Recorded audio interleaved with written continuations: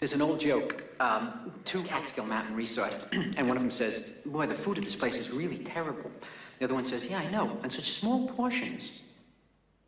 Well, that's essentially how I feel about life. Full of loneliness and misery and suffering and unhappiness, and it's all over much too quickly. You know, lately the strangest things have been going through my mind because I turned 40, and I guess I'm going through a life crisis or something. I don't know. And I'm not worried about aging. I'm not one of those characters, you know. Although I'm balding slightly on top. That's about the worst you can say about me. I think I'm going to get better as I get older. You know, I think I'm going to be the balding virile type, you know, as opposed to, say, the distinguished gray, for instance, you know. Unless I'm one of those guys with saliva dribbling out of his mouth who wanders into a cafeteria with a shopping bag screaming about socialism.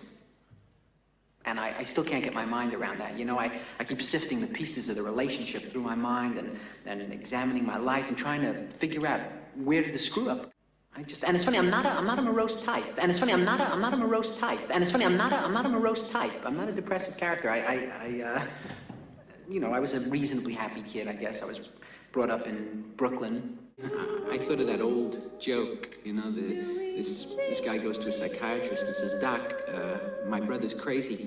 He thinks he's a chicken. And the doctor says, well, why don't you turn him in? And the guy says, I would, but I need the eggs.